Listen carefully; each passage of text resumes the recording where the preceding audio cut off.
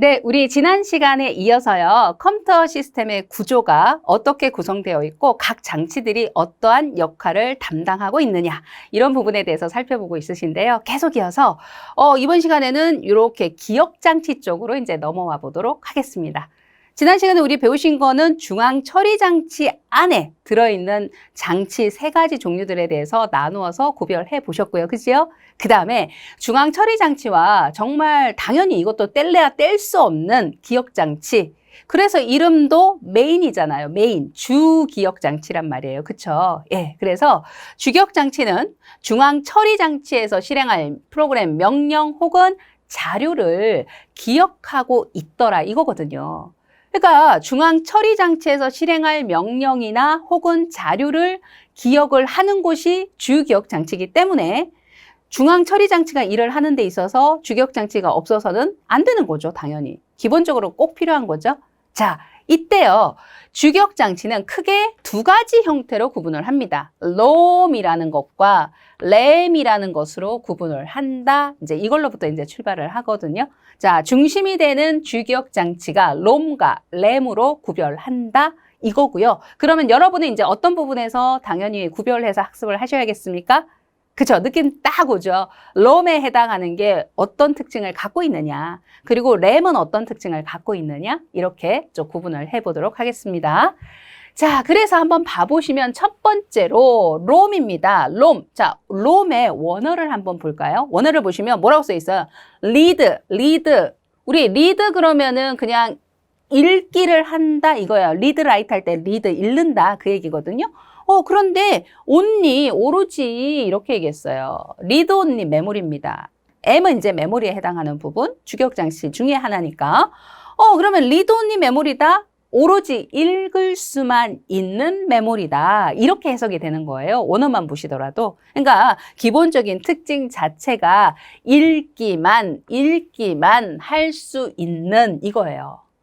읽기만 할 수 있다는 거는 뭐가 안 된다는 겁니까? 그렇죠? 우리가 보통의 메모리는 읽는 것도 되지만 그 메모리 공간 안에 내용을 기록하는 거. 그렇죠. 쓰기, 라이트 하는 거. 이런 부분에 해당하는 것도 가능한, 현재 우리가 보조기억 장치나 이런 거는 리드, 라이트가 모두 다 당연히 다 가능하도록, 물론 이제 모든 보조가 그렇지는 않지만 여러분이 뭔가 작업용으로 들고 다니시는 휴대용 뭐 USB 메모리 이런 것들은 리드, 라이트가 기본이잖아요. 그렇죠? 그런데 얘는 읽기만 할 수 있다. 기본적으로 쓰기는 안 된다. 이렇게 표현하는 거거든요. 그러면서 또 하나 특징 중에 보니까 비휘발성이더라. 여기에서 이제 B는 역시 아닐 B자를 쓴 거고요. 넌 아니야 이거예요. 휘발되지 않아 그거거든요. 우리가 이제 휘발된다라는 거는 옛날에 우리 뭐 사용하는 뭐예요? 기름, 휘발유 뭐 이런 게 있었죠. 그래서 이 휘발유 같은 경우는 공기 중에 뚜껑을 열어놓으면 이게 증발을 해요. 그러니까 사라지잖아요. 없어지잖아요. 그죠? 우리가 휘발된다라는 게 공기 중에 이렇게 이제 시간이 지나면서 사라지는 이런 걸 휘발이 된다라는 표현을 쓰는데 지금 여기에서는 비휘발, 날아가지 않아, 없어지지 않아 이런 표현이죠. 그러면 여기에서 표현하는 비휘발이라는 것은 뭘 기준으로 그렇게 얘기를 하는 거냐 하면 이거는 전원이, 그러니까 전력이죠. 전기 공급. 전기에 대한 공급을 우리가 이제 지금 사용하고 있는 기기들은 기본적으로 뭔가 전력이 필요하죠. 배터리가 필요하잖아요. 그래서 공급이 돼야 되는데 전기 전력이 공급되는 거와 관련해서 이것이 공급이 안 되더라도 전기 공급이 원래는 돼야지만 기계라는 건 돌아가게 돼 있어요. 그죠? 그렇잖아요. 그쵸? 그런데 얘는 전기 공급이 안 돼요. 전력이 공급이 안 돼요. 그렇더라도 무슨 얘기예요? 비휘발성은 내용 자체가 내용을 잃어버리지 않는다. 내용 잃어버리지 않아. 그 얘기예요. 전기 공급 안 됐는데 내용 안 잃어버려. 이런 얘기거든요. 무슨 얘기인가요? 전기 공급 안 되면 내용 안 잃어버려? 그러면 전기 공급 안 되면 잃어버리는 게 있는 건가? 그렇죠. 그래서 그 상대적인 비교를 하겠죠. 전기 공급이 안 되면 내용을 잃어버리는 거는 여기서 안일비자만 빼고 휘발성이라는 표현을 써요. 그런데 정기 공급이 안 되더라도 그냥 내가 보유하고 있던 내용은 그냥 기억하고 있을게 이거예요. 그러면 비휘발성이라고 표현을 하는 겁니다. 아시겠죠? 그래서 ROM은 기본 특성이 뭐다? 읽기만 할 수 있는 read-only 메모리에 해당하고 정기 공급이 안 되더라도 내부적으로 기억하던 내용 계속 갖고 있을 수 있어. 그 얘기예요. 자, 그러면서 아래쪽 표를 보면 ROM에 대해서 종류가 좀 나뉘어져 있죠. 지금 여기 위에서 기본적으로 설명하고 있는 그 특징을 100% 그 특징을 오롯이 다 갖고 있는 애가 사실상은 첫 번째 나와 있는 바로 마스크롬 이겁니다. 마스크롬. 마스크롬에 해당하는 게 딱 기본 특성 그대로 갖고 있는 거예요. 예, 그래서 얘는 메모리 제조 과정에서 프로그램 자료를 기록해서 아예 이제 일종의 이제 공장에서 제품을 만들 때요. 필요한 정보들에 대한 프로그램에 대한 거 여기다 다 기록을 그냥 해버리는 거예요. 그러면서 이제 이게 나오는 거죠. 이 제품 자체가 제품화가 돼서 나오는 거예요. 그러면 우리 사용자 입장에서 그 안에 들어있던 내용들을 임의적으로 나는 뜯어 고치거나 뭐 삭제를 하거나 수정을 하고 못한다는 얘기예요. 그러니까 읽기만 할 수 있는 거예요. 내용을 읽어와서 뭔가 실행에 쓰는 거죠. 쓰는 거 안 됩니다. 그런 얘기예요. 그런데 전원 공급이 안 되더라도 당연히 내용은 계속 기억을 하더라. 그러니까 여러분이 쉽게 생각하면 요거 생각하시면 돼요. 컴퓨터가 정말 기계 자체가 특별하게 뭔가 문제가 있지 않는 이상은 사용을 하는 동안은 전력 공급을 해서 파워 온을 시켜놓잖아요. 키잖아요. 그죠? 근데 나는 이제 안 쓸 거예요. 작업 끝났어요. 근데 그 상태에서 컴퓨터를 계속 켜놓지는 않아요. 그렇죠. 당연히 얘를 뭐 계속 전력 소비도 되고 하니까. 근데 그럴 때는 다 이제 시스템 종료를 시키죠. 그러니까 전력 공급이 안 돼요. 그런데 내일 또 일어나서 나는 다시 한번 컴퓨터를 켜요. 그러면 얘가 잘 세팅이 돼서 내가 작업할 수 있는 기본 환경을 또 열어주죠. 윈도우즈 화면도 뜨고 막 이렇게. 그거거든요. 그러니까 시스템 운영과 관련되는 정보들은요. 컴퓨터 전원을 끈다고 해서 그게 없어져 버리면 뭐 오늘 쓰고 내일은 안 쓸 것도 아니고 기본적인 운영과 관련되는 건데 정말 아주 간단하게는 컴퓨터 켜졌고 그 다음에 내부 상태 이상 없는지 점검했고 사용자한테는 윈도우즈 바탕화면 보여주는 것까지 이거거든요. 그거는 사실상 전원을 뭐 내가 껐다가 다시 켰다가 해도 늘상적으로 그것까지 나와줘야 사용자 입장에서는 그 다음 작업을 진행을 할 수 있는 거잖아요. 그래서 보통 이 마스크롬에 해당하는 부분에다가는 굳이 사용자가 특별하게 내용을 크게 기록할 부분이 없어요. 근데 있는 그대로 그 기본 동작만 운영해 해주면 돼요. 시스템 운영을. 그리고 이제 전원 공급이 끊어져도 내용은 기억하고 있다가 껐다 켰다 해도 계속 그 기본 상태는 제공을 해줘야 돼요, 사용자한테. 그러니까 그런 정보들을 마스크롬에다가 기록을 해두는 거예요. 아시겠죠? 어떤 의미인지, 그쵸? 예, 그거예요. 그래서 이런 거는 아예 제품을 만들어서 나오고요. 사용자가 그 내용을 뭐 고치겠다 뭐 이런 부분에 대해서 뭐 할 부분이 없어요, 사실상. 되셨죠? 자, 그런데 이게 기본적인 특징에 대한 건데 그 밑에를 보세요. 그 밑에를 쭉 보면 P롬, EP롬, EP롬. 자, 이 부분에서 롬은 롬이에요. 뒤에 다 ROM이라고 붙어 있어요. 그래서 죄다 롬은 맞습니다. 그런데 그 앞에 뭔가 하나씩 붙기 시작했죠? 먼저 P가 붙어 있는 이에는 프로그래머블. 우리 프로그램이라는 말 되게 많이 들어보셨죠? 그 말은. 프로그램 한다. 우리 프로그램을 만드는 사람을 프로그래머 이런 표현 쓰잖아요. 네, 컴퓨터 시스템 내부에서 또 돌아가는 하나의 프로그램 뭐 이런 말도 많이 쓰고 그러면 ABLE가 붙으면 프로그래머블 한다 그 말은 무슨 얘기일까요? 뭔가 프로그램 여기서 이제 의도하는 거는 뭐냐면은 프로그램적인 내용을요. 뭐 이거 ABL 할 거래요. 그러면 기록을 할 수 있게 해준다 이거예요. 근데 되게 좀 난해하죠.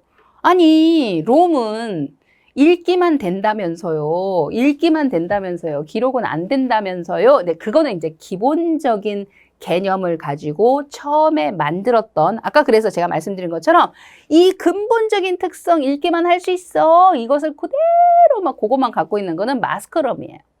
그러다가 이제 그 아래쪽에서는 이제 좀 변형된 형태의 롬이 만들어졌죠. 그거는 이제 뭔가 이제 사용을 하면서 시스템 사용을 하면서 요구되는 부분이 있으니까 좀 변화가 있는 롬의 형태로 만들어낸 거죠. 그러나 일단은 기록이 된 것에 대해서 비휘발성의 특성을 가진다 뭐 이런 거는 똑같아요.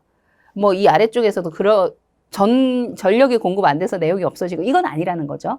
예, 그런데 어떤 부분에서 차이가 있느냐?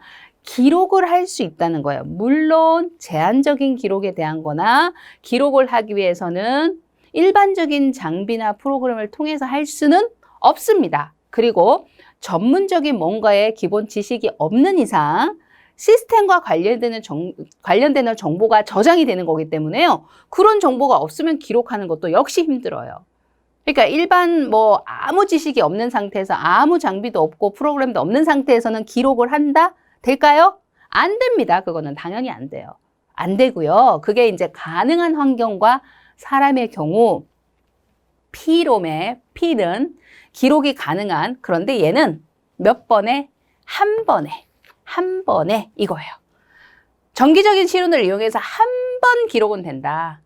그러니까 사용자 입장에서 시스템 환경적으로 기록을 해서 넣어놓고 싶은 부분이 있다 그러면 장치가 지원되고 혹은 프로그램이 지원되고 이런 그 다음에 내 그 부분에서 전문적인 뭔가 지식을 알고 있는 사람이다. 그러면 사용자 입장에서 그렇게 기록하는 거 할 수 있도록 해준다는 거예요. 그래서 근데 한 번 쓰면 끝이에요. 그 다음은 안 돼요. 그게 P롬입니다. 그 다음에 P롬에서 또 조금 더 사실상 발전했다라고 보시면 되거든요. 여기가 보세요.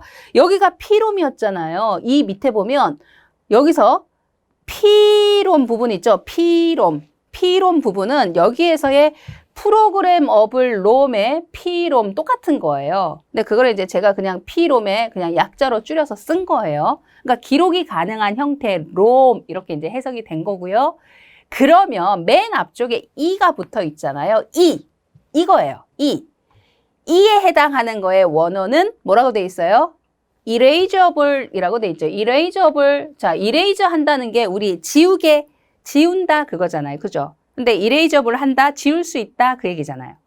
그러면 얘는 무슨 얘기냐 하면 자, 다시 여기는 한 번에 기록을 해주는 거였잖아요. 근데 여기는 보니까 기록하는 것에 대해서 다시 기록한다? 다시 기록한다는 거는 기록했었는데 또 한다 이런 의미가 내포돼 있죠. 문장의 의미상, 그죠? 여러 번 기록이라는 게 내포되어 있는 거예요.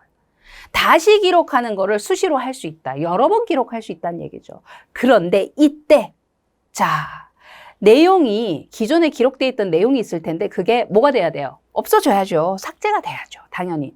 그러니까 자외선을 이용해서 이거예요. 자외선을 이용해서 뭐 하자? 기억된 내용을 삭제하겠다.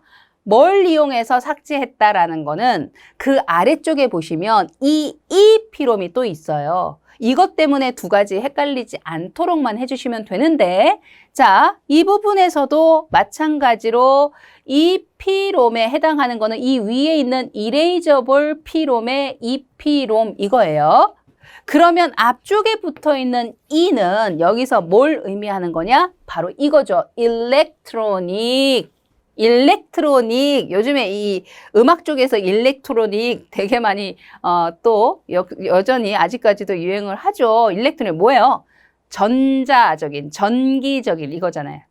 뭐 음악 쪽에서는 뭔가 기계음 뭐 이런 걸 얘기하는 거죠. 그렇죠? 예. 그래서 전기적인 이거예요. 전기적인 방법으로 정기적으로 일정 그 전압을 준다는 거죠.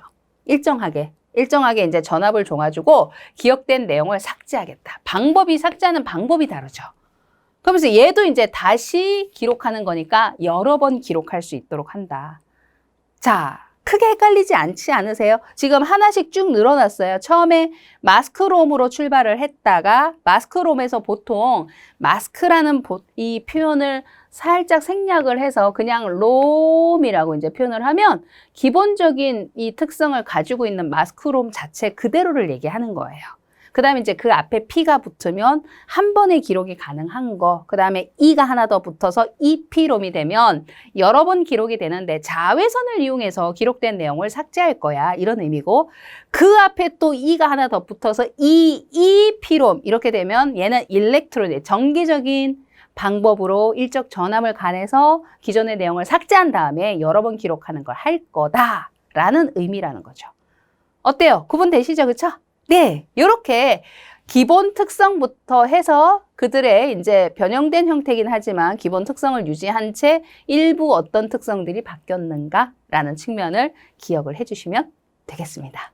됐죠? 예, 그게 이제 지금 우리가 주기억장치 쪽에서 크게 롬과 램으로 구분을 할 수 있는 부분인데 그 첫 번째로 주기억장치 중에서 롬이라는 것에 대해서 특징과 그다음에 종류를 한번 구분을 해봤습니다. 자, 그 다음 두 번째로 주기억장치를 또 나눴을 때 두 번째는 램이라는 것이 있다 이랬거든요. 램. 자, 램은 역시 원어를 한번 봐보세요. 여기 보니까 뭐라고 되어 있느냐. 랜덤 억세스다. 랜덤 억세스다. 랜덤이라는 표현도 많이 나오거든요. 우리 랜덤 이런 표현. 억세스 이런 표현도 많이 나와요. 앞으로 여러분이 들으시다 보면 랜덤하게 이 얘기는 임의적으로 그거죠. 그 다음에 억세스 한다는 거는 뭔가 접근을 하는 걸 얘기하는 거예요. 그러니까 이미 접근이 가능하다. 이렇게 해석이 됩니다. 예, 그걸 이제 램 이렇게 얘기를 해요. 그래서 얘는 이미 접근이 가능하면서 결과적으로는 읽기와 쓰기가 모두 가능하다. 읽기, 쓰기가 모두 가능하다. 그러면서 얘는 롬과 상대적으로 아까 앞에서 이제 설명을 해드린 것처럼 휘발성 메모리 특성을 갖고 있다. 그러면 얘는 비휘발성이 전력 공급이 안 돼도 내용은 언제까지나 뭐 특별한 고장이 없는 이상 계속 기억을 하는 거였다면 휘발성이기 때문에 얘는요, 정기적인 전력이 공급이 안 되잖아요? 그러면 내용은 언제든지 그 순간 잃어버립니다. 전력 공급이 안 되면. 그게 이제 휘발성이에요. 그리고 그게 기본적인 램을 의미하더라. 이거고요. 자, 여기에서도 종류가 크게 또 두 가지로 나뉘어집니다. 먼저 S램. 그리고 D램 이렇게 되어 있는데 역시 이제 괄호 안에 원어를 한번 봐보시면요. 여기에서 사실상 이게 이제 S램보다 D램 쪽에 좀 더 중점 이름을 먼저 땄죠. 그래서 다이나믹하다 이런 표현 하죠. 뭔가 동적이다. 동적. 그래서 요거를 다이나믹 D램 이런 표현도 쓰지만 이거를 한글 있는 그대로 해석을 하면 동적 램이다. 동적 램. 이렇게 표현을 그대로 한글로 이렇게 기록을 하기도 해요. 예, 동적 램, 다이나믹 램, D램. 네, 뭐 같은 표현인데 두루두루 씁니다. 그러면은 얘가 동적 램이다라는 이 이름을 얻은 이유가 뭐냐? 한번 얘부터 한번 살펴볼게요. 여기 보면 이것 때문에. 동적 램이라는 이름을 얘가 얻은 이유가 이것 때문에 그래요. 이거. 재충전, 리플래시. 재충전이 필요하다는 거예요. 얘는 재충전이 필요하다. 이게 무슨 얘기냐? 이 D램하고 S램은 내부적으로 구성되어 있는 그 회로라든지 그 다음에 소자나 이런 것들이 차이가 뭐 동일한 것도 있지만 차이가 결정적으로 나 있는데 그 중에 어떤 부분이 있느냐 하면 이 전력 우리가 왜 그런 표현 들어봤죠? 방전된다 이런 표현 들어봤잖아요. 그죠? 그러니까 내부적으로 얘는요, 외부에서 공급해주는 전력 말고,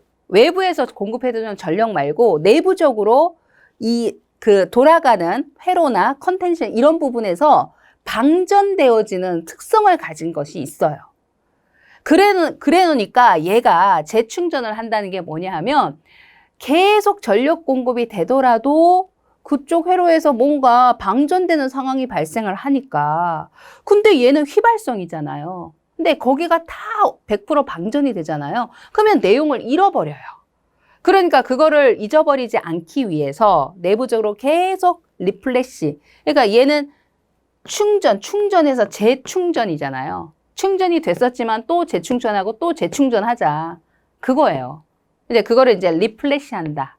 이렇게 표현. 요게 계속 유동적으로 재충전하고 움직이고 이렇게 간다 그래서 명칭을 처음에 정할 때 그렇게 정했다고 해요. 다이나믹, 동적이다, 유동적이다 이렇게 정했다고 하죠. 그러면서 상대적으로 이제 그런 특징을 가지지 않는 램을 우리 보통 다이나믹의 반대적인 의미에서 동적의 반대가 정적 이렇게 가잖아요. 그러니까 이제 스테이틱, 정적 이렇게 이제 이름을 붙인 거죠. 구분하기 위해서. 그겁니다. 자, 그러면 요 내용들에 해당하는 부분에서는요, 얘네들 사이에 굉장히 상대적인 특징을 많이 갖고 있어요. 그거 구분하셔야 돼요. 그거 구분하시는데, 일단은 첫 번째 가장 기본은 D램, 다이나믹 동적 램이 뭐가 필요한 램이다? 그쵸. 재충전. 그리고 재충전에서 이 리플래시라는 표현 영어로도 많이 나오거든요. 재충전이라는 표현 말고 리플래시. 예, 영어도 기억하셔요. 이거는 많이 나옵니다. 그래서 재충전이 필요해 라고 했을 때 요거 D램에서 무조건 일단은 가져야 돼요. 이거 기본 구분에서 많이 나오거든요. 이거는 필요해. 재충전 필요해. 이게 D램이고 그러면 상대적으로 S램에 대한 거는 필요 없는 거예요. 재충전 필요 없는 거예요. 얘는 전원 공급만 되면 돼요. 그러면 기억을 합니다. 자, 그리고 여기 보면 자, 속도, 소비 전력 쭉 보세요. 속도에 대한 부분은 S램 쪽이 빨라요. 속도가 빠릅니다. 상대적으로 느려요. 소비 전력에 해당하는 부분 높습니다. 많이 쓴다는 거죠. 상대적으로 낮아요, 얘는. 그러면서 일반적으로 우리가 사용되어지는 메모리가 지금은 사실 이런 표현 자체가 또 어려우실 수 있는데 어쩔 수 없이 그래서 제가 앞에서 최대한 뒤에 있는 내용의 언어를 안 쓰고 싶지만 어쩔 수 없이 나오는 것들이 있다. 근데 그런 거는 그 순간 그것 때문에 막 이게 뭐지 하고 이렇게 접근하시려고 깊게 접근하시려고 하지 않으셔도 돼요. 그러면 너무 힘들고 스트레스 받아요. 지금 여기도 캐시 막 이런 게 나왔잖아요. 근데 캐시 메모리는 우리 뒤에 가면 정말 엄청 많이 배워요. 근데 지금 앞에 안 나와서 그런 거지. 근데 어쨌거나 메모리 종류 중에 캐시라는 메모리가 있대. 이렇게 이제 그냥 일단은 그렇게 기억하세요. 그리고 요거는 알잖아요. 주기억. 우리가 지금 하고 있는 게 주기억 장치니까. 근데 이제 요거는 있어요. 주기억 장치의 속도, 메모리의 속도적인 측면을 비교했을 때 주기억 장치의 속도보다 캐시가 빨라요. 근데 캐시가 빠르도록 구성된 특수 메모리거든요. 그러니까 여기서 보세요. 그래? 그러면 이게 속도가 빠르다? 얘가 좀 느리다? 맞네. 또 그렇게 연결되시죠. 네. 요거예요. 그러니까 이런 특징들. 그래서 이런 특징을 갖다 놓고 서로 비교를 하는 거예요. 혹은 이걸 문장으로 만들어 놓고 맞냐 틀렸냐. 이런 식으로 이제 물어보는 경우들이 많이 있으니까 특징을 명확하게 구별하실 수 있으시면 됩니다. 아시겠죠? 자, 요게 우리 주기억 장치에 해당하는 내용들 살펴보신 거고요. 그 다음에 기억 장치니까 당연히 저장 공간에 해당하는 부분에 뭐가 있겠어요? 저장 단위, 우리가 흔히 이제 용량이라고 하죠. 기억 공간이니까. 메모리. 그러니까 메모리의 용량. 여러분이 흔히 뭐 USB 메모리 구입을 하실 때도 현재는 이제 기본적으로 기가바이트를 이제 사용을 하시니까 그러면 내가 16기가를 살 거야, 24기가바이트를 짜리를 살 거야. 그러면 당연히 똑같은 용량 단위인데 숫자가 크면 훨씬 더 많은 걸 저장할 수 있는 그 크기가 되는 거잖아요. 그러니까 그거예요. 근데 이제 그게 용량 단위가 중요하죠. 단위. 예를 들어 우리가 일상적으로 10cm 이렇게 얘기한 거랑 10m라고 얘기한 거는 단위가 다르잖아요. 그러니까 10cm하고 10m를 똑같은 것으로 절대로 생각하면 안 되는 거 아시죠? 당연히. 그쵸? 그것처럼 여기서도 용량의 단위를 측정하는 것들인데 당연히 10cm는 굉장히 작죠. 10cm. 뭐에 비하면? 미터에 비하면. 그쵸? 그러면 그들 사이에 몇 배의 관계가 있느냐. 이런 거. 우리 100cm가 몇 미터예요? 1미터죠? 그러니까 이런 거죠. 용량 단위는 환산을 해주는 게 있잖아요. 100cm라고 하면 우리가 일상 단위에서도 1m라고 얘기하잖아요. 그런 거. 그런 식으로 이제 얘네들 사이에 얼마만큼의 차이가 있는가 이거를 구분을 하시면서 당연히 어떻게 하셔야겠어요? 그쵸. 크기 순서대로 기억을 또 역시나 하셔야 됩니다. 역시나 기억을 하셔야 돼요. 그래서 이게 어떻게 되는 건지에 대한 걸 제가 이제 기본 설명을 해드릴 거고요. 그 다음에 이제 순서 외우는 건 여러분이 이제 좀 하셔야 돼요. 자, 그런데 여러분이 조금 컴퓨터를 조금이라도 아예 안 쓰신 게 아니기 때문에 조금이라도 써보셨고 뭐 전문적으로 썼다 안 썼다를 떠나서요. 뭐 저장 메모리라든지 이런 부분을 여러분이 사용을 하셨기 때문에 기본 용량 단위 제가 봤을 때 테라바이트까지는 너무 잘 아시지 않을까 생각이 좀 들기는 해요. 킬로, 메가, 기가, 테라. 혹시 나는 모르는데 괜찮아요. 근데 괜찮아요. 지금부터 아시면 돼요. 킬로바이트, 메가바이트, 그 다음에 기가바이트, 그리고 테라바이트인데 현재 우리가 일상적으로 사용하는 단위가 어디까지 왔느냐 하면 기가바이트 단위까지 왔어요. 그러니까 가격도 굉장히 많이 이제 내려갔죠. 근데 그 전에 우리 메가바이트 단위를 사용할 때는요, 1기가바이트? 이렇게만 해도 그렇게 용량이 막 이럴 정도로 놀래기도 하고 막 그랬거든요. 근데 지금은 뭐 1기가는 커녕 뭐 몇백 기가라고 해도 별로 안 놀래죠. 근데 이미 이제 그러다가 테라바이트로도 넘어갔어요. 이게 이제 일반화가 안 돼서 그렇지 테라바이트 사용해요. 지금도. 사용하고 있어요. 근데 언젠가는 또 대중화가 되겠죠. 짧은 시간 안에. 여튼 이제 킬로에서 메가, 기가, 테라 당연히 이 밑으로 또 쭉 내려가면서 점점 용량 단위가 커지는 거예요. 커지는 거예요. 근데 그 단위의 차이가 이제 어떻게 되느냐라고 했을 때 자, 여기 보시면 여기가 처음에 2의 10승으로부터 출발을 했잖아요. 그죠? 근데 2의 10승으로부터 출발했는데 2의 10승에서 그 다음에 2의 10승만큼 더 커졌어요. 그래서 2의 20승, 30, 40, 50. 그러니까 2의 지수승이 그러니까 10승 단위만큼 계속 더 커졌어요. 여기까지 오면서. 그러면서 이 뒤에 붙어 있는 단위에서 한번 봐보세요. 바이트. 이렇게 이제 단위가 붙어 있죠. 그러면 여기부터 조금 제가 이제 설명을 해드릴게요.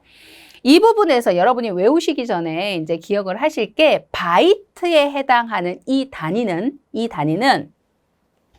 크기가 별로 그러니까 우리가 1바이트라고 했을 때요. 1바이트라고 했을 때 이런 것처럼 감이 안 오죠. 100cm 그러면 얼마쯤 될까라고 했을 때 대략 뭐 이렇게 정확하지 않더라도 손폭으로 이렇게 해서 이 정도 되지 않을까? 이게 이 정도면 한 100cm 되는 것 같은데?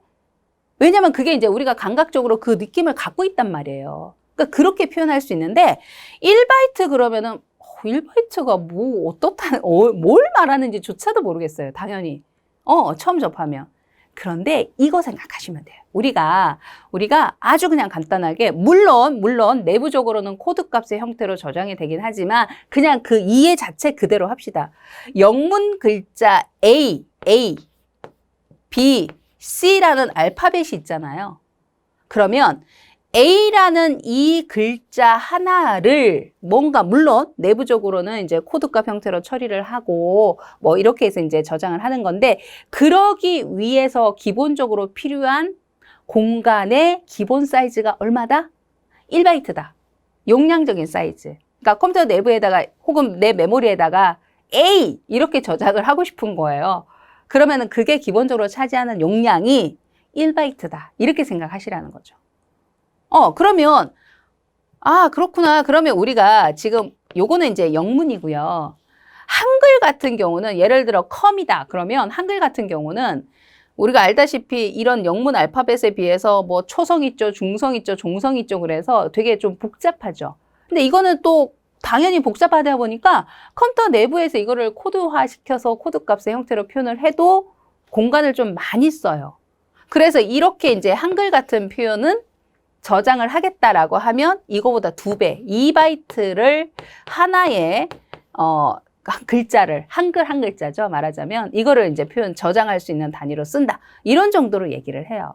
그러니까 요 정도 감을 좀 갖고 있으면 돼요. 반드시 딱딱딱 떨어지는 건 아니지만 아시겠죠? 그걸 이제 하나의 바이트 단위라고 생각을 해주세요.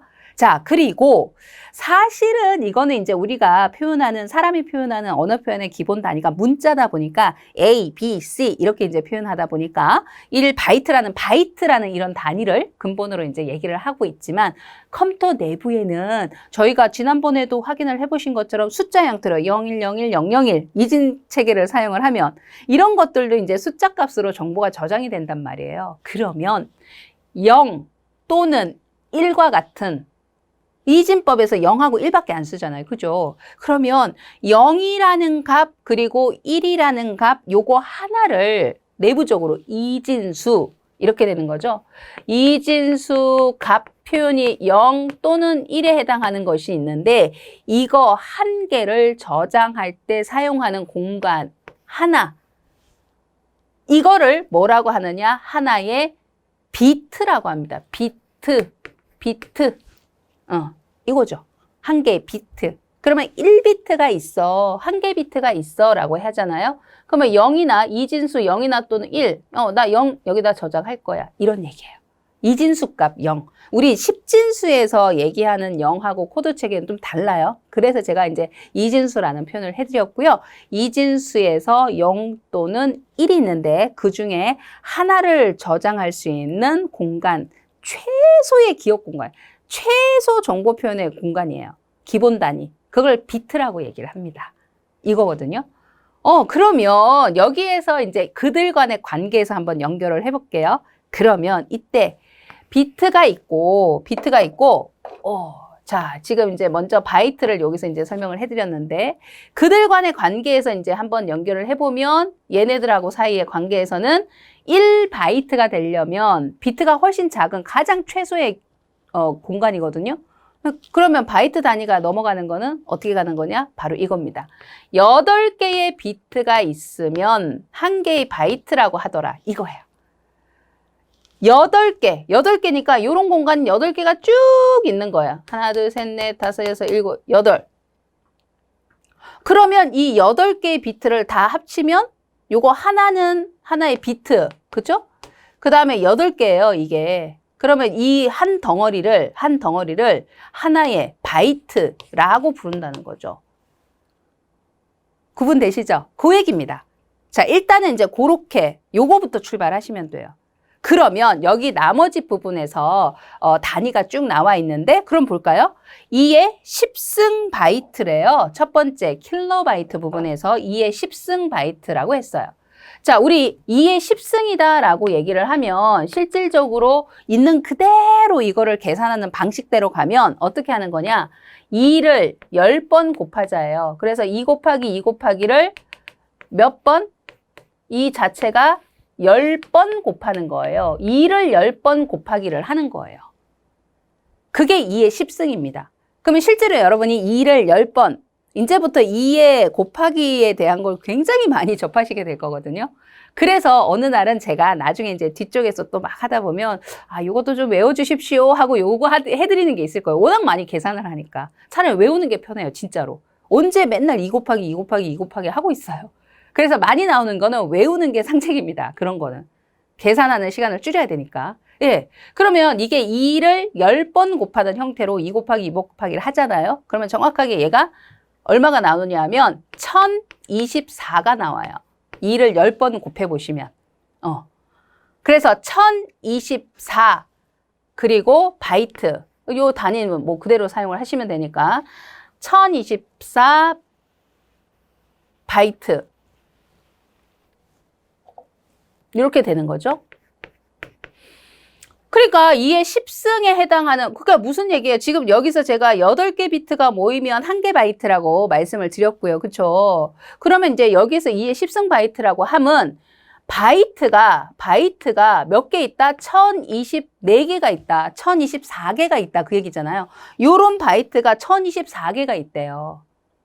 이해 가시죠? 1024개가 쫙 있는 거예요. 그 공간, 사용할 공간이. 그걸 뭐라고 한다? 여기서 추력해서 그 단위를 하나의, 자, 1 킬로바이트, 킬로바이트, KB, 킬로바이트. 아시겠어요? 그 얘기입니다. 네. 그러니까, 결국은 이거죠. 여기까지 정리를 해보시면, 다시 한번 정리해보시면, 8개의 비트가 모이면 이진수 0 또는 1 하나를 저장할 수 있는 공간을 하나의 비트라고 얘기를 하는데 그거를 8개를 모아놓은 것을 한 개의 바이트, 1바이트라고 얘기하더라. 그리고 자, 저게 바이트 말고 킬로가 붙었어요. 그러니까 1 킬로바이트 형태가 되려면 그런 바이트가 1024개가 있어야 되는 거더라. 근데 그거를 이제 2의 지수승으로 표현하니까 결국은 2의 10승 바이트라는 표현을 쓴다는 거죠. 됐죠? 나머지는 이제 여러분이 쭉 순서에 맞춰서 암기를 해주셔야 돼요. 그러니까 이 단위가 어째서 그렇게 쓰였는가를 설명을 해드린 거예요.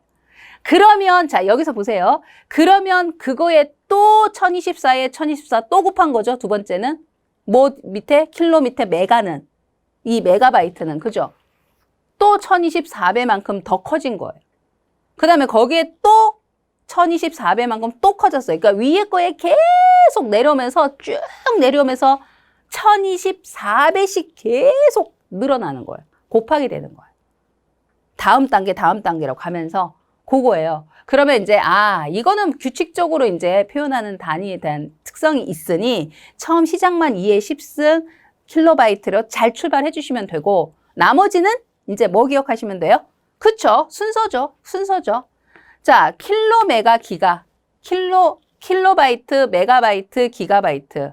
그래서 여러분이 이것도 쭉 잘 조금 많잖아요. 많으니까 많은데 뭐 킬로, 메가, 기가, 그 다음에 테라바이트. 여기까지는 사실상 지금 많이 들어보셨던 단위일 것 같고요.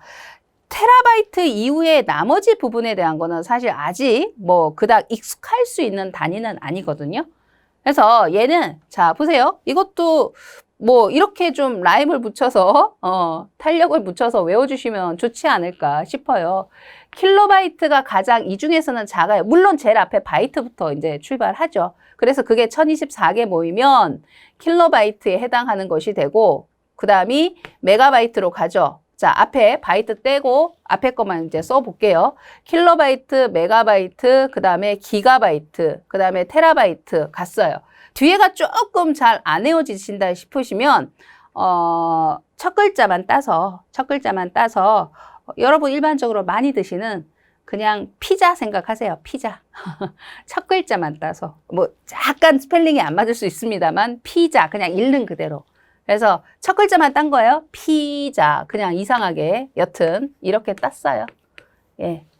해서 페타바이트, 엑사바이트, 제타바이트, 요타바이트라고 불러요. 그 다음에 이제 약어 표현 뭐 쭉 첫 글자만 따주시면 되는 거고요. 일반적으로 그런데 물론 이게 이 저장 단위 같은 경우는 계산하는 문제에서 직접적으로 이 단위를 변환하는 부분에서도 나오고 혹은 기본적인 순서나 크기를 물어보는 단편적인 질문으로도 나와요. 우리 문제 풀어보시면 아시겠지만. 그래서 일단은 순서 외워주시고 그죠? 여기는 피자 뭐 이렇게 좀 외웠어요. 처음에 시작은 2의 10승으로 갑니다. 근데 2의 10승만큼씩만 계속 커지면 돼요. 그쵸? 그거예요. 간격 차이가 얼만큼 난다?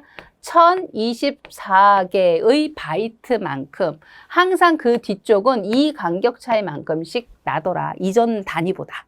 요거를 기억하시면 되겠습니다. 예, 그래서 비트라든지 혹은 바이트라든지 뭐 이런 부분에 대한 근본 개념을 이해해 주시고 그래야지만 우리 계산 문제 적용하거나 이럴 때 정확하게 해줄 수 있거든요. 그 다음에 단위를 환산해야 되는 경우가 있다면 단위 환산은 뭐예요? 아까 제가 일상적인 부분에서 비교해드린 것처럼 100cm인데 이거를 cm라고 표현하지 말고 미터로 표현해줘. 이렇게 표현해요. 그러면 당연히 1m야 라고 얘기를 해줘야 되는 거잖아요. 100cm니까 100m야 하면 안 되는 거잖아요. 그거예요. 그러니까 단위들 사이에 얼만큼의 차이가 있느냐라는 게 이 부분이잖아요. 그렇죠? 예. 그래서 이제 그거를 연결해서 우리가 이제 단위 변환을 해야 될 계산 문제가 있다면 적용을 잘 하실 수 있으시면 됩니다. 됐죠? 예, 조금 길어졌지만 나중에 어떤 순서를 물어본다든지 혹은 계산을 적용한다라든지 이런 부분에서 중요하게 당연히 중요하게 적용될 수밖에 없는 내용들이기 때문에 조금 제가 상세하게 기록을 해드리고 설명을 해드렸습니다. 자, 그러면 주기억 공간과 관련해서 그리고 저장 단위 관련해서 좀 확인을 해보셨다면 그 다음은 메모리 공간이 주기억만 있는 것은 아니거든요. 당연히 보조 기억 공간이 있습니다. 여러분이 현재 가장 일반적으로 생활 속에 잘 접하고 많이 알고 있는 게 USB 메모리예요. 그쵸? 그런데 이제 뭐 항상 그 어떠한 장치나 이런 것들이 최신의 것이나 현재 쓰고 있는 일상적인 이런 것만 나오는 것은 아니고요. 기존에 만들어졌었고 사용되어져 왔었던 거, 그 다음에 뭐 기존부터 지금까지 발전은 됐지만 또 계속적으로 쓰고 있는 거, 이런 것들에 대한 것들도 당연히 나오거든요. 그래서 여기에서 기본적으로 다뤄드리고 싶은 내용은 보조적인 기억 공간으로서 역할을 하는 말 그대로 보조 기억 장치에 대한 얘기 중에서 두 가지 장치에 대해서 이제 설명을 기본으로 해드릴 거예요. 자, 일단은 뭐 보조 기억 장치는 말 그대로 CPU에서 사용되지 않은 자료를 저장을 해놓는 거예요. 근데 저장을 해두는 이유는 저장을 해뒀다가 다음번에 그거를 활용을 하고 싶어서 저장을 해두는 거죠. 그 내용이에요. 그쵸? 예, 그게 이제 보조 기억 장치, 2차적인 기억 장치다라고 이제 구분하는데, 자, 어떤 종류들이 있는지 이제 한번 봐보시면 첫 번째가 바로 자기 디스크입니다. 자기 디스크. 자기 디스크에서 자기라고 했을 때 자, 자기는 여기 보니까 마그네틱이라고 되어 있죠. 자, 마그네틱이에요. 그러니까 마그네틱 그러면 뭔가 자석 같은 자성체의 성질을 갖고 있는, 그죠? 자석처럼 이렇게 붙는 그런 성질이에요. 그걸로 디스크를 구성했다 이거예요. 근데 이제 이 디스크에 해당하는 부분에서 예전에는 사실 기본적으로 다 자성체의 성질을 띠고 있는 형태로 갔기 때문에 그냥 디스크라는 표현을 쓰기도 했었어요.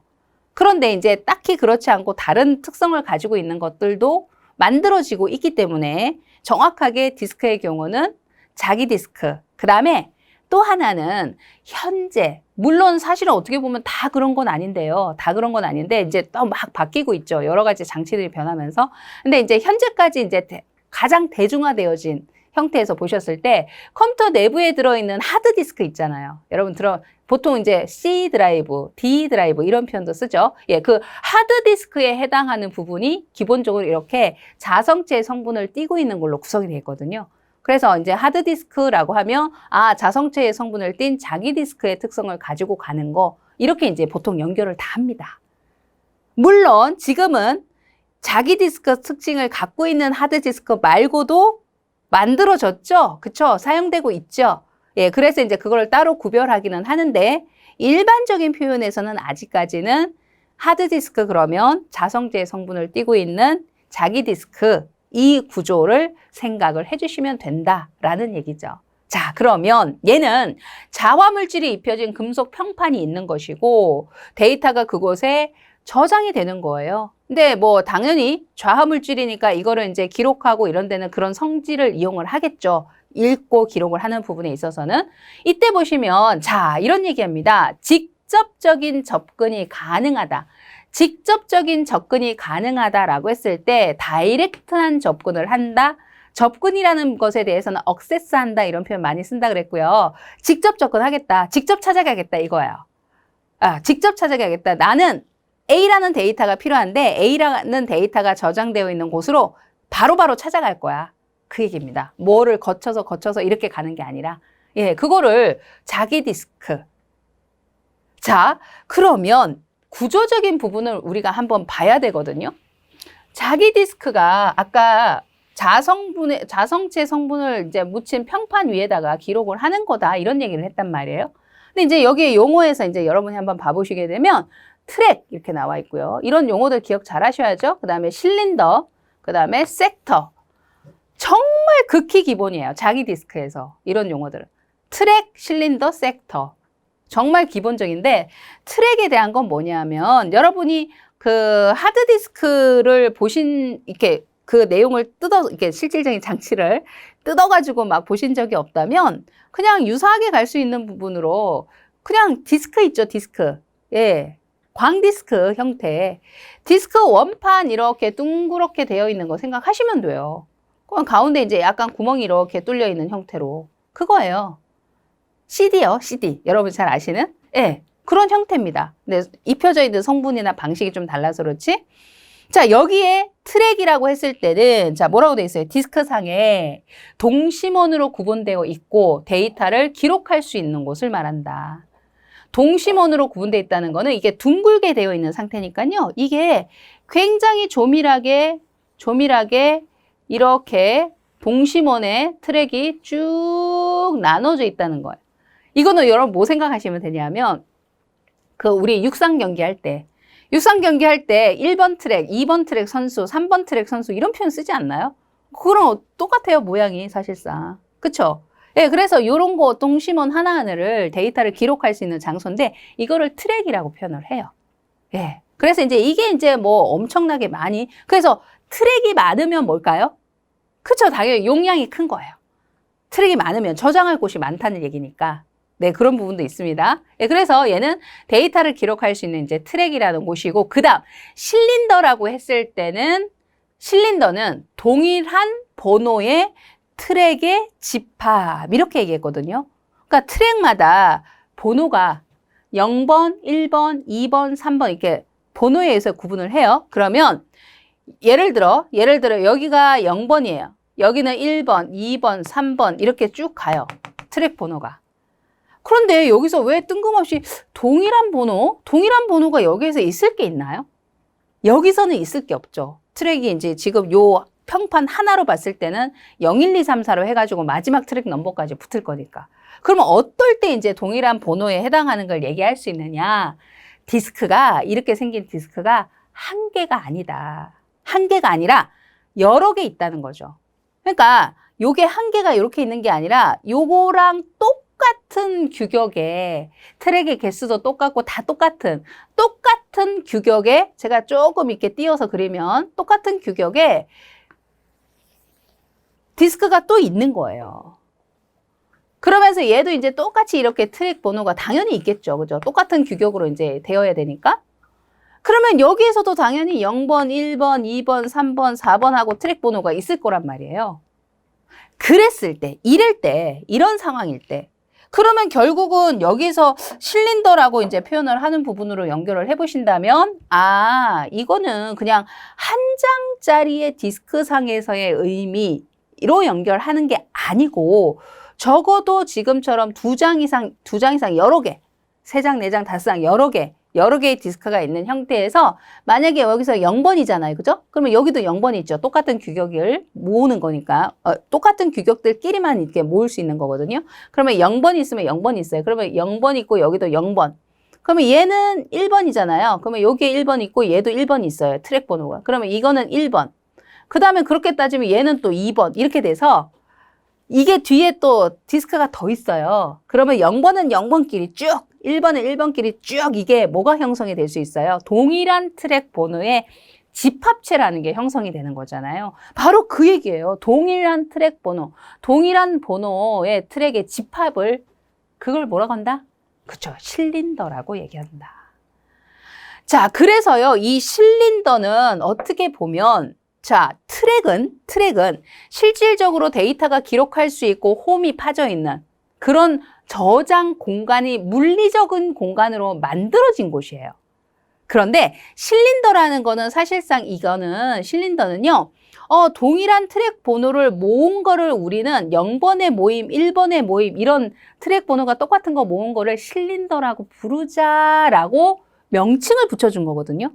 그러니까 이거는 사실은 실린더는 실질 물리적인 요소다라고 할 수 있을까요? 그쵸, 없습니다. 그거를 구분했을 때 명명하기를 실린더라고 부르자라고 구별하는 거지, 이게 실제로 이렇게, 이건 제가 빨간 선은 실제로 이렇게 있다는 얘기가 아니에요.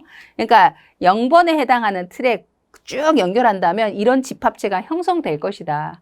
그러니까 실질 물리적으로 이렇게 이렇게 연결선이 있다든지 그런 얘기가 아니거든요. 그러니까 디스크를 구성하는 실질적인 물리적인 구성 요소는 아니다. 물리적이라는 거는 실제로 뭐가 있어야 돼요. 실제로 어떤 장치가 있어야 되고 표시가 있는 거예요. 그게 물리적인 구성 요소거든요. 근데 물리적인 구성 요소는 아니에요. 얘는. 의미 연결되시죠? 예. 그거 이제 또 한 번 더 구분하시면서, 그 다음에 섹터에 해당하는 거는 뭐냐? 트랙을 여러 개로 분할한 영역을 섹터라고 하더라. 그러니까 이거예요. 요렇게 동심원의 형태로 이제 트랙이 구분이 되어 있으면 얘를요, 딱 마치 피자 조각 쪼개듯이, 요렇게 피자 조각 쪼개듯이 일정한 크기 단위로 자릅니다. 그러면 이제 요 부분에 해당하는 게 하나의 섹터. 그러면 또 요 부분이 또 하나의 섹터. 이게 1번 섹터, 2번 섹터, 3번 섹터, 이렇게 이제 피자 조각 한 조각씩을 섹터라고 한다. 이렇게 생각을 하시면 돼요. 그러니까 그 공간의 구분, 섹터, 이런 표현 씁니다. 어때요? 연결되셨죠? 예, 그래서 용어적인 부분에서 트랙, 섹터, 실린더 이런 거는 디스크에서 기본으로 사용하고 있는 용어니까 이렇게 구별을 좀 해두시고, 자, 그 다음에 디스크를 사용을 함에 있어서 저장된 내용을 읽거나 혹은 쓰거나 이런 식의 이제 작동을 한단 말이에요. 그러면 이때 소요되는 시간적인 측면이라는 게 있어요. 예, 소요되는 시간적인 측면, 그거 구분하시면 되는 거예요. 지금 자, 시간에 대한 것만 한번 먼저 볼게요. 자, 첫 번째는 seek time, 그 다음에 search time, 그리고 transfer time, 그리고 access time 이렇게 나눴어요. 자, 익숙해지셔야 됩니다. seek time, search time, transfer time, access time. seek, search, time 이제 빼고 이제 앞에만 따서 이제 조금 외워두셔야겠죠. 근데 요거는 정확하게, 명칭 자체를 불러가면서 좀 외워주세요. 정확하게. seek, search, transfer, access. 자, 이렇게 되는데, 디스크상에 뭐 내용을 기록하거나 읽어오는 데 있어서 누가 필요하냐면 헤드라는 게 필요해요. 헤드. 헤드는 어떤 형태냐라고 하면 여러분이 딱 그래도 알만한 게 좀 레트로긴 하지만 예전에 그 LP판 있잖아요. LP판 딱 이렇게 얹어 놓으면 그 헤드를 쫙 올리죠. 그러면 그 해당하는 트랙 부분에 들어있는 노래가 쓱 흘러나오잖아요. 그거예요. 그것처럼. 물론 그렇게 생기진 않았습니다만 그런 형태처럼 그런 역할을 하는 애가 헤드예요. 예, 그래서 이렇게 이제 디스크가 있잖아요. 디스크가 이렇게 이제 뭐 트랙이 있고 이렇게 있어요. 그러면 디스크 한 장을 기준으로 위, 아래, 양면을 기본으로 쓰거든요. 양면으로 기본으로 쓰는 상태면 헤드가 이게 이제 억세스 암이라고 해가지고 팔이 있어요. 팔이 있고요. 그 다음에 헤드가 끝에 이렇게 요쪽 위에도 있고요. 요 밑에도 윗면하고 밑면. 그러니까 밑면을 읽을 수 있는 또 억세스 암의 헤드가 있어요. 위, 아랫면. 이런 식으로. 이제 요거를 이제 헤드라는 표현을 쓰는데 이 억세스함이 어떻게 하느냐 하면 쭉 들어갔다가 왜냐하면 트랙이 쭉 있으니까 쭉 들어갔다가 그 다음에 또 나왔다가 이런 식의 움직임을 해요. 그러면서 이제 원하는 트랙 지점이 어디냐 이거를 찾는다는 거거든요. 시크 타임이 그거예요. 그래서 다시 한번 보세요. 문장을 보면 헤드가 움직여서 원하는 자료가 있는 트랙이나 혹은 트랙의 집합을 실린더라는 표현을 쓰잖아요. 그죠? 예. 한꺼번에 이제 실린더 집합으로 갔을 때 혹은 그래서 원하는 자료가 있는 트랙이나 실린더. 그러니까 중요한 거는 원하는 자료가 있는 트랙이나 혹은 실린더에 도달하는 데 소요되는 시간. 그러면 여러분이 축소해서 외우신다면 seek time이라고 했을 때는 트랙, 뭐 다 당연히 원하는 자료를 찾기 위한 거고요. 그죠? 그러니까 트랙이나 실린더에 도달하는 데 소요되는 시간이다. 이걸 기억을 정확하게 해주시면 되는 거예요. 그 다음에 서치 타임이라고 했을 때는요. 요거는 회전 지연 시간이다. 회전 지연 시간이다라고 해서 영어 표현 다른 말 그거를 그대로 써서 rotational latency time 이런 식의 표현도 써요. 그래서 search time이라고 했을 때 rotational 회전한다는 거죠. 그 다음에 latency time 혹은 때로는요 뭐 latency time 뭐 이런 식의 표현을 또 문장 중에 적어 놓기도 해요. 이 경우는. 그래서 이제 그렇게 나오면 다 서치 타임에 해당하는 거거든요. 서치 타임 했을 때는 뭐만 기억하시느냐 이거예요. 섹터. 아까 제가 이거를 피자 조각처럼 이렇게 공간을 쪼개게 되면 피자 조각 한 공간, 이거 하나를 하나의 섹터라고 부른다. 이렇게 말씀드렸잖아요. 그죠? 그러면 얘가 섹터를 찾는다. 아까 억세스함이 있고 헤드가 있으면 얘는 들어갔다 나왔다 들어갔다 나왔다 한다 그랬어요. 그죠? 근데 이 디스크는 그러면 가만히 있는 게 아니고 얘는 뭐 합니까? 그렇죠. 회전을 하잖아요. 뱅글뱅글 도잖아요. 우리 LP판 도는 것처럼. 예. 그렇게 뱅글뱅글 돈단 말이에요. 그래서 회전이에요. 그래서 회전입니다. 그래서 만약에 현재 이 지점에 이렇게 있었는데 내가 원하는 데이터가 들어있는 섹터가 만약에 이 지점이에요. 그러면 얘가 이렇게 돌아서 올 때까지 시간이 소비가 될 거 아니에요. 그쵸? 그거 말하는 거예요. 그게 바로 서치 타임이라고 얘기하는 거예요. 그래서 원하는 데이터가 있는 섹터에 도달하는 데 소요되는 시간, 자 그것은 서치 타임. 자, 이때 회전 지연 시간, rotational delay 혹은 rotational latency time 이런 표현을 다 동일한 의미로 사용을 하고 있으니까 같이 또 봐주셔야 되겠습니다. 자, 그 다음에 transfer time의 경우는 기억장치 사이에 데이터 전송에 소요되는 시간이에요. 그러니까 디스크 공간에 자료를 넣어놨던 거잖아요. 근데 중앙 처리 장치가 작업을 하려고 보니 디스크 공간에 넣어놨었던 거예요. 그러면 이제 그거를 가져다가 작업 처리에 써먹어야 되는데 기본적으로 가지고 와서 누구에게 보관을 시켜뒀다가 넘겨줄 거냐? 주기억 공간. 이렇게 이제 되는 경우 당연히 보조 공간에서 주기억으로 데이터를 넘기려면 전송하는 데 소비되는 시간이라는 게 분명히 있겠죠. 바로 그것은 트랜스퍼 타임이라고 얘기를 합니다.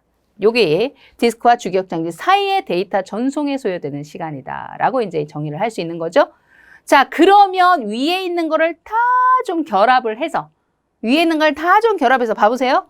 시크 타임 나오잖아요. 맨 위에 나왔던 거 트랙이나 실린더에 도착하는, 그 다음에 섹터에 도달하는 서치 타임, 그 다음에 기억 공간 사이에 전송을 한 트랜스퍼 타임 이거잖아요. 이거 세 개를 싹 다 합치니까 싹 다 합쳐준 거예요. 그러면 그거를 전체 통합을 하나의 접근 시간, 액세스 타임 이렇게 표현을 한다는 거죠. 되셨죠? 네, 그래서 이런 그 디스크 공간에서만 사용되는 용어들이에요. 이런 거는 뭐 다른 뭐 공간에서 쓰여지는 이런 용어가 아니고 특정 장치에서 사용되는 용어는 그 장치에서만 쓰니까 또 이렇게 명확하게 구분을 좀 해두실 필요가 있겠죠. 자, 그래서 이제 디스크와 관련해서 이렇게 좀 나누어서 특징을 구분을 하시고 시간과 관련되는 내용들 같이 구분하시면 되겠습니다. 자, 그 다음에 두 번째 보조기억 장치예요.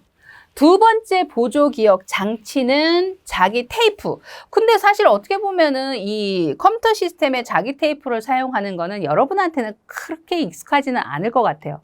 근데 뭐 여러분한테뿐만 아니라 이거를 뭔가 기종이 다른 형태의 저장용, 백업용으로 사용했던 뭐 그런 기기에서 쓰는 형태가 아니었다면 일반적인 개인용 PC에서는 자기 테이프를 이렇게 집어넣어서 쓰는 경우는 사실상 흔치가 아니라 사실상 뭐 없다. 이렇게 이제 보셔도 되는 건데 요거는 여러분의 특징을요. 사실 어떤 거랑 연결을 하시면 너무너무 이해하기 좋으냐 하면 카세트 테이프는 여러분 너무 잘 아시잖아요. 카세트 테이프. 뭐 지금은 거의 안 쓰긴 하지만 당연히 거의 안 쓰시죠. 근데 이제 카세트 테이프 특징 생각하시면 완전히 연결이 딱 돼요. 그래서 한번 봐보세요.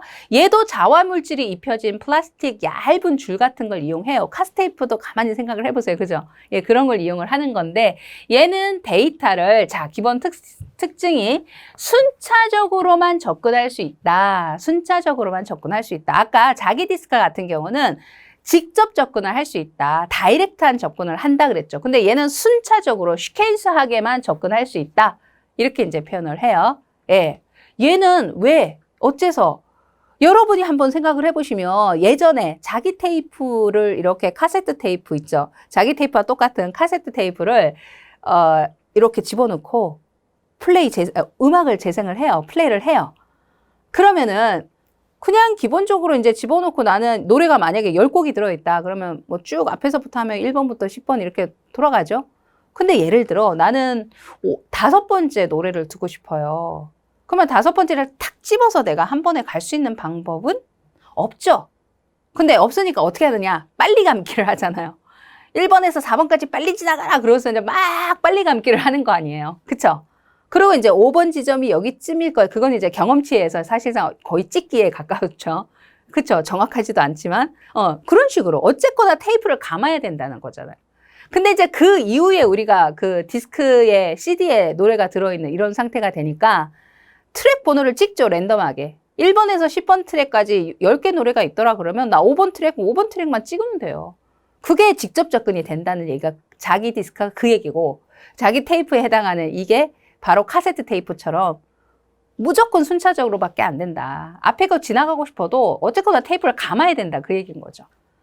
의미 이해 가시죠? 예, 그 특징을 이제 얘기를 하는 거. 그래서 이제 이런 거는 기본적으로 대용량 데이터 기록에 적합한 형태다 보니까 흔히 우리 백업이라는 표현 많이 쓰죠. 백업은 뭔가 이제 그 내용을 그대로 보존을 좀 하기 위해서 뭐 사고 예방 이런 거죠. 그래서 이제 똑같이 복사본을 또 만들어서 보관을 해놓는 이런 걸 백업용이라는 표현을 쓰잖아요. 근데 그런 용도로 많이 사용을 했던 게 자기 테이프입니다. 자, 그건데 여기에서도 이제 용어적인 부분에서 구분을 한번 해보시면 용어에서요. 자, 논리 레코드, 물리 레코드 이거 한번 봐볼까요? 논리 레코드, 물리 레코드. 논리 레코드에 해당하는 거는 어떤 걸 얘기하느냐? 제가 이렇게 이제 구분해서 한번 그림을 그려드려 볼게요. 논리 레코드의 경우는요. 이렇게 테이프가 있어요. 길게. 테이프가 길게 있는 상태인데 예를 들어 제가 학생들에 대한 정보를 좀 저장을 했어요. 학생들에 대한 정보를 저장을 했는데 여기는 김씨라는 친구가 있고 이 친구가 뭐 전화번호가 1, 2, 3이더라. 그러면 이렇게 저장을 한 거예요. 연락처를 이제 저장을 한 거죠. 그러면 그 다음에는 박씨라는 친구가 있는데 번호가 4, 5, 6번이더라.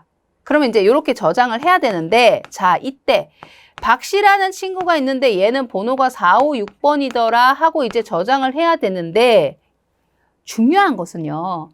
사람이야. 당연히 글씨를 읽을 수 있으니 그걸 보면 아, 이게 김이라는 친구 거구나. 아, 이거는 박이라는 친구 거구나. 하고 당연히 이름하고 전화번호 2개 세트밖에 없으면 변별을 바로바로 하죠. 근데 중요한 거는 컴퓨터가 사람처럼 구별할 수 있는 판단력이 있다 없다? 당연히 없잖아요. 그죠? 그래서 이때 이제 그 사이에 어떻게 하느냐 하면 얘가 컴퓨터가 좀 구분할 수 있게끔 빈 공간을 좀 마련해 줘요. 그러면 얘가 인지할 때 이 공간이 나타나기 전 쭉 연속돼 있는 게 한 단인 거예요. 그 다음에 공간을 만났네? 그러면 이제 한 단이 끝났구나. 판단은 이제 그렇게 하도록 해준 거죠. 그러면 또 이 공간 끝나고 시작되면서 쭉 가서 그 다음에 여기 또 공간이 있어요. 그러면 여기까지가 또 한 단이구나. 이렇게 이제 판단을 하는 거거든요. 그렇게 해서 처리해줘요. 컴퓨터 입장에서는. 자, 이때 이제 여기에서 말씀드리는 용어가 저기에 보면 논리 레코드라고 나오죠. 요거예요. 이게 하나의 논리 레코드입니다. 이게 하나의 논리 레코드에 해당하는 거고 보시다시피 사람의 기본적인 뭔가 사람이 됐던 물품이 됐던 간에 특정한 개체에 대해서 구분되어지는 한 어떤 정보? 이런 정도라고 생각하시면 돼요. 그쵸? 예, 그래서 이제 그게 사실은 저장하고자 하는 내용들이 일정하게 대부분 가니까 그랬을 때는 정보들에 있어서는 그게 반복이 되거든요. 내용은 당연히 바뀌고. 그거를 하나의 논리 레코드라고 하는 거예요. 그러니까 지금 여기서도 그러면 이거는 하나의 논리 레코드 그 다음에 또 이것도 하나의 논리 레코드인 거예요. 그러면 뒤에 있으면 또 이것도 또 하나의 논리 레코드인 거예요. 그런 식으로 간다는 거거든요. 자, 그러면서 지금 여기 보시면 요게 있어요. IRG라는 게 있어요. IRG. 원어를 한번 읽어보시면 Inter Record Gap 이렇게 돼 있거든요. 레코드 사이에 갭이다. 갭 그러면 빈 공간 이런 거잖아요. 그죠? 레코드 사이에 빈 공간이야. 이렇게 얘기하는 건데 요거예요. 아까 제가 레코드 사이에 그러니까 정보 이 하나의 정보를 논리 레코드라고 했다면 한 단위를 그다음에 구분하기 위해서 중간에 빈 공간 둔다 그랬잖아요. 바로 요거 말하는 거예요. 요 빈 공간. 이거를 IRG라고 표현을 해주는 거예요. 그러면 여기에서 얘기하는 레코드라는 거는 바로 논리 레코드를 말하는 거예요. 기본적인 논리 레코드. 그러면서 얘는 데이터를 취급하는 기본 단위를 하나의 논리 레코드라고 하자. 취급한다라고 했을 때는 그거를 조금 다르게 표현하면요. 데이터를 뭔가 처리할 때 처리한다는 것도 한 명 한 명에 대해서 이렇게 처리. 한꺼번에 모아서 이들이 한 명인 것처럼 처리를 해버리면 안 되잖아요. 그죠? 예, 그래서 한 사람 한 사람에 대한 처리. 이렇게 처리의 기본 단위, 취급의 기본 단위 이렇게 얘기한 게 논리 레코드. 그 다음에 물리 레코드라고 해서 나오잖아요. 물리 레코드에 대한 부분은 어떻게 가시느냐? 자, 이겁니다. 논리 레코드 예를 들어 여러 개 계속 있어요. 논리 레코드가. 이게 한 100명에 대한 정보가 들어있어요. 그러면 계속 쭉 있겠죠. 근데 그러면 이거를 어떻게 하느냐 하면 나는 한 10개씩 묶을래. 그러면 여기서부터 해서 쭉 묶어요. 10개. 10개를 쭉 묶어요. 자, 여기가 10개라고 가정하고 그러면 묶어놓은 10개의 논리 레코드. 이거를 한 덩어리에 뭐라고 하느냐? 바로 물리 레코드라고 하더라. 이거를 물리 레코드라고 한다. 이거예요. 그래서 저기서 뭐라고 했어요? 물리 레코드는 논리 레코드의 묶음이고 블럭이라는 표현도 쓴다. 이렇게 얘기했잖아. 블럭을 만들었다. 물리 레코드 형태를 형성했다. 이거예요. 그러면서 여기에서 보시면 자, 요게 이제 상대적인 비교가 됩니다. 논리 레코드는 취급을 하는 데 있어서 기본이 되지만 물리 레코드의 경우는 데이터 전송을 하는데 전송에 있어서의 기본이 되는 단위로 사용한다. 이거예요. 이게 이제 다르죠. 처리를 할 때는 한 명 한 명씩 하는 거지만 전송을 한다 혹은 입출력을 한다? 이렇게 얘기도 되거든요. 입출력을 하거나 전송하는 이런 상태에서는 한꺼번에 10개씩, 한꺼번에 5개씩 이렇게 주고 받는다고 해서 문제가 될 건 없거든요. 그러니까 쉽게 얘기하면 내가 이런 거죠. 내가 어떤 물건을 옮기는데 박스가 100개가 있는 거예요. 그러니까 나는 이거를 쭉 이렇게 쌓아서 한 번에 5박스씩 옮겨줄 거예요. 다른 공간으로. 그게 이제 5박스라는 게 한 개 박스 하나하나 단위가 논리 레코드라면, 그쵸? 그런데 그거를 5개 박스를 내가 적재를 했죠. 그쵸? 그런 다음에 걔를 쭉 가지고 갔죠. 그러면 한꺼번에 5개씩 가져가잖아요. 그러면 한꺼번에 묶여진 그 5개를 하나의 블럭, 하나의 물리 레코드, 이렇게 표현을 한다는 거죠. 근데 이제 그 단위 자체가 한꺼번에 5개를 가져가는 거는 이동을 빠르게 하기 위한, 그러니까 데이터 전송 입출력을 빠르게 하기 위해서 묶어서 처리한다는 거죠. 어때요? 이해가 되시죠? 그쵸? 예, 그 얘기입니다. 자, 그러면서 이때도 물리 레코드와 또 물리 레코드를 나는 논리를 5개씩 묶어서 할 거야, 혹은 10개씩 묶어서 할 거야, 이걸 정할 거 아니에요. 그죠? 그러면 또 그 사이에 한 단위의 물리 레코드를 구분하기 위해서 물리 레코드와 물리 레코드 사이에 또 빈 공간을 만들어요. 이 논리 레코드 사이에 빈 공간이랑 상관없이 이거는 별도로. 그럼 이거는 물리 레코드와 물리 레코드 사이에 빈 공간이거든요. 그래서 뭐라고 돼 있어요? 인터 블록 갭이라고 얘기하잖아요. IBG라고 얘기하죠. 인터 블록 갭. 이거예요. 그리고 이제 새로운 또 여기서부터 새로운 물리 레코드가 또 나올 수 있는 거예요. 그런 식으로. 네. 그래서 이런 용어들. 자, 논리 물리 레코드 무엇의 기본 단위로 쓰느냐? IRG는 뭐고 IBG에 해당하는 건 뭘 의미하느냐? 이 부분. 게다가 블록화 인수. 자, 한글 표현에서 블록화 인수라고 하지만 요거를 영어 그대로 표현해서요. 블로킹 팩터 그대로 쓰는 경우도 굉장히 많습니다. 자, 이 블로킹 팩터는 블록화 인수는 뭘 의미하느냐? 하나의 블록에 포함된 논리 레코드 개수가 몇 개냐 이거예요. 아까 제가 5개씩 묶을 거야, 10개씩 묶을 거야 이런 표현 해드렸죠. 그러면 현재 블록화되어진 상태에서 블로킹 팩터가 얼마냐? 그러면 한 단위로 묶은 논리 레코드 개수가 몇 개냐? 그 얘기예요. 5개씩 묶었다면 블로킹 팩터는 5, 10개씩 묶었다면 10 이렇게 되는 거겠죠. 당연히 그죠? 네, 그런 용어적 표현에 대한 거 구분을 1차적으로 해주시면 됩니다. 자, 그렇게 해서 우리 보조기억 장치에 해당하는 부분에서요. 이렇게 자기들 정말 이게 다는 아니지만 정말 기본이 되어 왔던 거, 그죠? 오랫동안 쓰여 왔던 거, 이런 2가지 형태의 자기 디스크 그리고 자기 테이프에 해당하는 거 해서 특징을 한번 살펴봤습니다. 물론 이제 이거를 기본으로 해서요. 나중에 여러분이 관련되는 어떤 문제를 통해서 내용을 좀 추가 학습을 하는 것도 있을 것이고, 그 다음에 그거를 운영 방식에 따라서 디스크를 또 어떻게 운영을 하면 뭐 어떤 형태로 저장 공간을 사용할 수 있고 이런 부분들 또 있거든요.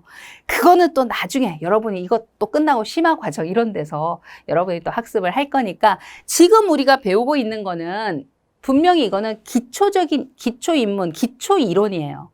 근데 기초 이론이면서도 이 부분이 여러분이 정말 탄탄하게 잘 되어 있으셔야 뒤에서 이제 조금씩 슬슬 뭔가 어려운 용어들이 또 튀어나오기 시작할 때 이런 여러분이 알고 계시는 지식들이 기본 베이스가 되는 거예요. 네, 그래서 잘 좀 개념적인 정리나 이런 것들을 해 두셔야 됩니다. 자, 그래서 보조기억 장치 확인을 해보셨고 그 다음으로는 바로 입출력 장치에 해당하는 거죠. 입출력 장치는 여러분이 너무 쉽게 구분할 수 있는 거예요. 요거는 일단은 1차적으로는 요것만 해두세요. 또 문제를 풀면서 추가 학습도 하고 이렇게 추가는 해드리겠지만 1차적으로는 입력 장치의 종류 그리고 출력 장치의 종류 나눠주세요. 가장 크게는. 그래서 얘가 입력 장치인지 얘가 출력 장치인지 이거 일단 나누자는 얘기예요. 그리고 조금 더 구체적으로 들어갔을 때 이 장치가 어떤 특징을 갖고 있는 거야. 이것까지 연결을 해주자는 거죠. 일단은 뭐부터 할까요? 예, 종류부터 나누세요. 종류부터 나눌게요. 그 다음에 세부적으로 쪼개는 거는 또 학습을 하시면서 또 반복이 되시는 부분도 있으니까. 자, 입력 장치 그러면 여러분 가장 잘 아시는 거 키보드, 마우스, 스캐너 이건 제가 설명 안 드려도 괜찮죠? 그쵸? 키보드를 통해서 문자, 마우스를 통해서 좌표값, 포인트 이런 거, 그 다음에 스캐너를 통해서 우리 스캔 뜬다 이런 거 많이 해보셨잖아요. 그죠? 대표적인 정말 입력 장치죠. 자, 그러면은 광학 마크 판독기, 이것도 사실은 길게 써놔서 그렇지 여러분 들어보신 거거든요. OMR, OMR 카드. OMR 카드 뭐예요? 그쵸? 시험 보실 때 마킹 하잖아요. 컴퓨터 사인펜으로. 그게 OMR 카드죠. 그 다음에 OCR은 뭐냐 하면 OCR도 여러분 잘 아시는 거거든요. 광학 문자 판독기. 이거 뭐냐 하면 우리 집으로 이거 전기요금 납부하세요 하고서 고지서 날라온단 말이에요. 근데 요거 고지서랑 그 다음에 통장이나 현금 들고 은행에 가시면 자동 납부하는 기기가 있어요. 창구에다가 내지 않고. 그러면 그 기기에다가 고지서를 요렇게 삽입을 한단 말이에요. 그쵸? 그러면 거기에 광학 문자 판독기잖아요. 거기에 기록된 문자를 인식하는 거예요. 그래서 이제 뭐 고객 번호가 고객이 어떤 고객이고 그 다음에 이제 금액이 얼마고 이런 것들을 판독을 하는 거예요. 그러면 이제 얼마를 입금을 해야 되는지 화면에 뜨게끔 하고 그 다음에 사용자가 통장을 넣거나 현금을 집어넣거나 하면 그 금액이 결제되도록 이렇게 가는 거예요. 그러니까 이거는 이제 우리 보통 세금을 납부하거나 지로 영수증 뭐 이런 것들에 OCR에 해당하는 방식을 적용하고 있다. 이렇게 보시면 되고 그 다음 자기인크 문자 판독기라고 해서 MICR은 얘는요 어디에서 흔히 보느냐 수표에 보면 자성체를 띤 잉크, 특수 잉크죠. 특수 잉크로 수표에 변조, 위변조를 하지 못하도록 거기다가 고유 번호하고 뭔가를 막 이렇게 기록을 해놓는 거고요. 그리고 실제로 우리가 수표를 두고 은행에 가면 위조 판독을 하는 조그마한 탁상용 요즘은 잘 나오죠. 예, 거기다가 수표를 딱 얹어 놓죠. 그럼 거기서 이제 뭐 스캔하듯이 찍 읽으면 아 이게 이제 위품이다, 그렇지 않고 진품이다라는 부분에 대해서 바로바로 판독을 하죠. 그럴 때 이제 요 수표나 어음상에 고유 번호나 이런 것들을 기록할 때 자기 잉크 문자 판독기, 예, 자기 자성체를 띤 잉크로 기록한 문자를 판독하는 기기 이런 얘기거든요. 예, 수표나 어음에서 사용하는 거. 그 다음에 바코드 판독기는 너무 잘 아시죠? 우리 마트에 가시면 뭐 매번 바코드 리더 하잖아요. 예, 그 부분에 해당하는 거고요. 자, 그러면 출력 장치에 해당하는 부분은 우리 가장 대표적인 거 컴퓨터 시스템에서 우리 모니터 있죠, 화면으로 보여주는 거잖아요. 예, 화면으로 뭔가 결과도 보여주고 뭐 해주죠. 그래서 이거는 영상 표시 장치라고 이제 구분을 하는데 화면도 구성되어 있는 그 구조나 그 다음에 내부적인 구성 회로나 소자나 아니면 뭐 소재나 뭐 여러 가지 이런 거에 따라 제품을 나눴을 때 가장 처음에 이제 우리가 CRT, 이게 좀 뚱뚱한 모니터 말하는 거죠. 지금은 거의 안 씁니다만, 아무튼 CRT, 그 다음에 LCD, 액정이라는 표현 쓰죠. 그 다음에 우리 보통 벽걸이로 많이 TV에 사용하는 PDP 이런 것들이 있고 그 다음에 프린터기 뭐 잘 아시는데요. 프린터 일반적인 프린터기도 있지만 XY 플로터, XY라는 표현을 빼고요. 플로터라는 표현만 쓰기도 해요. 근데 이때 이제 XY 플로터는 일반 개인용으로 사실 가정에다가 놓고 쓰는 그런 경우는 아니고 주로 어디 가면 많이 보실 수 있냐면 건축 사무소에 가면 많이 볼 수 있어요. 그때 보면 이렇게 큰 쪽에 설계 도면 같은 거 있지요. 예, 그거를 이제 좀 쫙 뽑아내야 될 때. 근데 그럴 때 이제 사용하는 일종의 프린터기 중에 하나거든요. 예, 그거를 플로터 혹은 XY 플로터라고 이제 표현을 합니다. 됐죠? 예, 그래서 이 뒷부분에 이제 끝부분에 나오는 이 입출력 장치들에 해당하는 거는요. 일단은 우선적으로 각 장치들이 입력 쪽인지 출력 쪽인지 먼저 좀 구분을 해주시고 그 다음에 뒤에서 이제 요런 것들은 뭐 굉장히 심도 있는 내용을 막 이런 거라기보다 종종, 아주 종종 가끔은 어떠한 설명을 써놔요. 그러고 나서 이게 입력이나 혹은 출력 장치 중에 어떤 장치에 대한 것이냐 찾아라. 이런 정도로 나오거든요. 근데 그런 거는 우리가 좀 문제를 좀 자주 접하면서 충분히 좀 해결을 하실 수 있을 것 같아요. 그래서 우선은 이렇게 구분하시는 정도까지 확인해 두시면 되겠습니다. 자, 그러면 우리 이제 지난 시간에 이어서 이번 시간까지 학습을 하면서 컴퓨터 시스템이 내부적으로 어떻게 구조가 만들어져 있었던 거냐라는 것들에 대해서 전체적으로 처음에 시작을 중앙 처리 장치로부터 출발을 했었죠. 예, 그리고 마지막에 입출력 장치까지 해서 전체적인 큰 덩어리와 세부적인 항목들로 좀 구분을 해 봤습니다.